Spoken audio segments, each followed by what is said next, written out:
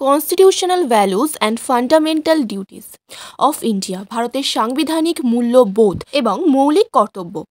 তোমরা যারা সিইউর আন্ডারে ফার্স্ট সেমিস্টারে আছো, আর্টস, সায়েন্স, কমার্স, যে কোনো স্ট্রিমের যে কোনো ডিপার্টমেন্টের আন্ডারেই কিন্তু তোমাদের সবাইকে এই সাবজেক্টটা অর্থাৎ constitutional values and fundamental duties এইটা কিন্তু তোমাদের সবাইকে কিন্তু এবছর পড়তে হবে এবং এক্সাম দিতে হবে।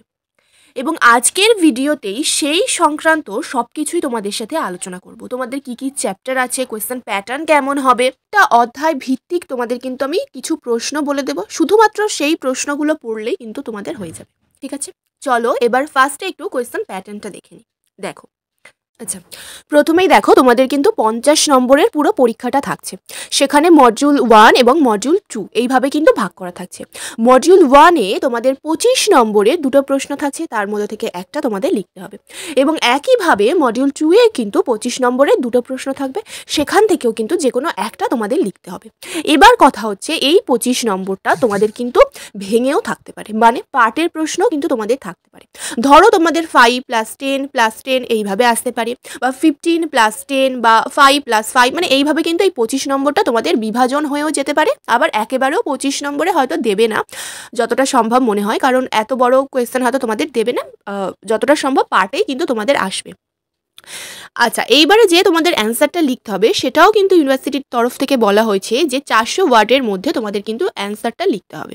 সেই 25 নম্বরের এক একটা অ্যান্সার তোমাদের 400 ওয়ার্ডের মধ্যে হবে, ঠিক আছে? এই গেল তোমাদের কোয়েশ্চেন প্যাটার্ন। এরপর চলে আসছি তোমাদের সিলেবাস। আচ্ছা, দেখো তোমাদের যদি অধ্যায় হিসাবে ধরি তাহলে তোমাদের কিন্তু মোট 6টা অধ্যায়। প্রথম অধ্যায় রয়েছে সংবিধান এবং সাংবিধানিকতাবাদ বা নিয়মতান্ত্রিকতাবাদ। দ্বিতীয় অধ্যায় রয়েছে মৌলিক অধিকার আইনের অনুশাসন ও ক্ষমতা স্বতন্ত্রীকরণ। তৃতীয় অধ্যায় রয়েছে ভারতের সংবিধানের প্রস্তাবনায় উল্লেখিত সার্বভৌম, সমাজতান্ত্রিক, ধর্মনিরপেক্ষ, গণতান্ত্রিক, প্রজাতন্ত্র বা সাধারণতন্ত্র প্রভৃতি শব্দগুলি সম্পর্কে ধারণা। চতুর্থ অধ্যায় তোমাদের রয়েছে মৌলিক কর্তব্য, উদ্ভব, মূল্যবোধ এবং তাৎপর্য। পঞ্চম অধ্যায় রয়েছে 51 ক ধারার মৌলিক কর্তব্য সমূহ। ষষ্ঠ অধ্যায় রয়েছে মৌলিক কর্তব্য সমূহের আইনগত মর্যাদা এবং সীমাবদ্ধতা। তোমাদের শর্টে আমি একটু সিলেবাসটা আলোচনা করে নিলাম। এবার চলো এই অধ্যায় ভিত্তিক কী কী প্রশ্ন তোমাদের ইম্পর্টেন্ট বা পরীক্ষার জন্য কী কী আসতে পারে সেগুলো তোমাদের বলা যাক। দেখো, প্রথম অধ্যায় সংবিধান এবং সাংবিধানিকতাবাদ। এখান থেকে প্রথমেই ভেরি ইম্পর্টেন্ট যে প্রশ্নটা সেটা হচ্ছে সংবিধানের বৈশিষ্ট্য।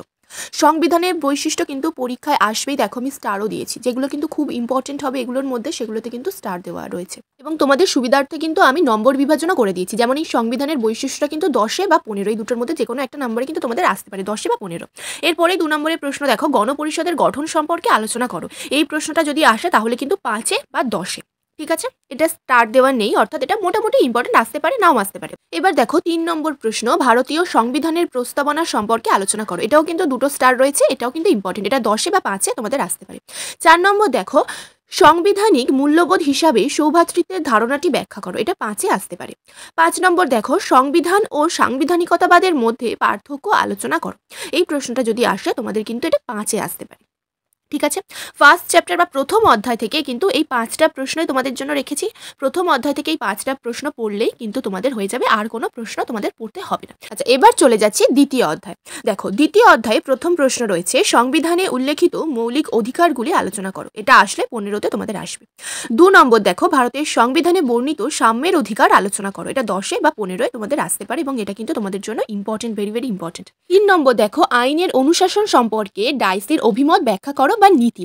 এটা আসলে তোমাদের 10 নম্বরে আসতে পারে এবং এটাও কিন্তু স্টার দেওয়া রয়েছে, এটাও কিন্তু তোমাদের জন্য খুব ইম্পর্টেন্ট একটা প্রশ্ন।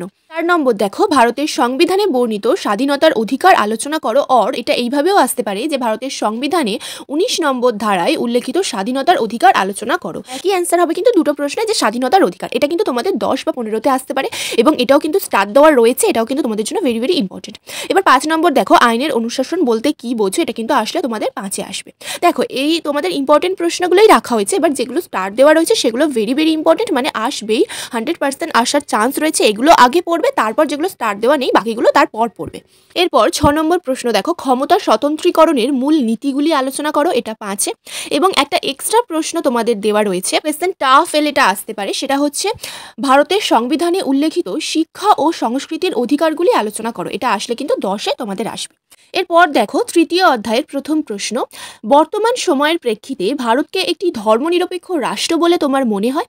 তোমার উত্তরের সপক্ষে যুক্তি দাও। এটা এলে 5 মার্কসে তোমাদের আসবে এবং এটাও কিন্তু তোমাদের জন্য ভেরি ভেরি ইম্পর্টেন্ট।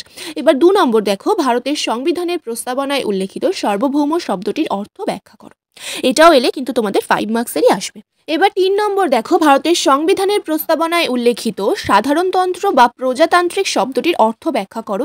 এটাও কিন্তু স্টার দেওয়া রয়েছে, মানে ভেরি ভেরি ইম্পর্টেন্ট এবং এটাও কিন্তু 5 মার্কসের প্রশ্ন। তাহলে থার্ড চ্যাপ্টার থেকে মাত্রই 3টে প্রশ্নই কিন্তু তোমাদের পড়লে হয়ে যাচ্ছে, এর থেকে বেশি প্রশ্ন তোমাদের আর পড়ার দরকার নেই এবং 3টে প্রশ্নই কিন্তু 5 মার্কসের। তাহলে মোটামুটি এখান থেকে একটা ধারণা করা যায় থার্ড চ্যাপ্টার থেকে কিন্তু তোমাদের 5 মার্কসের প্রশ্নই কিন্তু আসবে, এর থেকে বড় প্রশ্ন হয়তো তোমাদের আসবে না। পরের প্রশ্নে যাওয়ার আগে বলবো, যারা যারা history, general honours, sociology, general education, general political science, general পড়তে চাও তারা কিন্তু অবশ্যই স্ক্রিনে দেওয়া নাম্বারে তোমরা যোগাযোগ করতে পারো।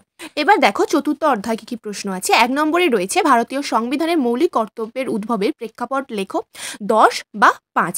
এটাও কিন্তু তোমাদের জন্য ভেরি ইম্পর্টেন্ট। 2 নম্বর রয়েছে সরকার কর্তৃক কার্যকর শরণ সিং কমিটির সুপারিশগুলি কি কি। এটাও কিন্তু আসলে তোমাদের 5 মার্কসের আসবে এবং এটাও কিন্তু তোমাদের জন্য ভেরি ভেরি ইম্পর্টেন্ট একটা প্রশ্ন। 3 নম্বর দেখো মৌলিক কর্তব্যের তাৎপর্য আলোচনা করো। এটাও কিন্তু 5 মার্কসের প্রশ্ন এবং এটাও কিন্তু তোমাদের জন্য ভেরি ভেরি ইম্পর্টেন্ট, পরীক্ষা কিন্তু আসতে পারে। আর একটা এক্সট্রা প্রশ্ন তোমাদের দেওয়া রয়েছে, সেটা হচ্ছে শিক্ষার অধিকারকে কেন্দ্র করে মৌলিক অধিকার এবং মৌলিক কর্তব্যের পরিপূরক সম্পর্ক লেখো। এটা 10 মার্কসের প্রশ্ন। এবার এটা কিন্তু এক্সট্রা হিসেবে তোমাদের দেওয়া রয়েছে, বাদ বাকি 3টে কিন্তু ভেরি ভেরি ইম্পর্টেন্ট, ওগুলো আগে পড়বে, তারপরে কিন্তু এক্সট্রা হিসাবে এটা একবার দেখে রাখবে।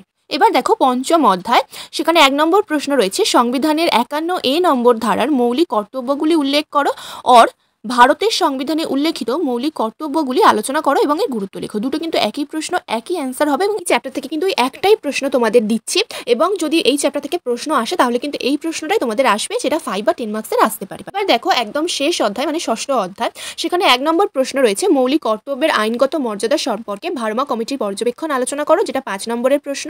এবং 2 নম্বরে আছে দেখো মৌলিক কর্তব্যের সমালোচনা বা সীমাবদ্ধতা লেখো। এইটা কিন্তু এই চ্যাপ্টারের জন্য তোমাদের কিন্তু ইম্পর্টেন্ট, এটা কিন্তু আসতে পারে 5 মার্কসের। আর এই চ্যাপ্টার থেকে একটা এক্সট্রা প্রশ্ন তোমাদের 5 মার্কসের দেওয়া রয়েছে, সেটা হচ্ছে পরিবেশ সংরক্ষণের জন্য মৌলিক কর্তব্যকে গুরুত্ব প্রদানকারী আদালতের যে কোনো একটি রায় লেখো।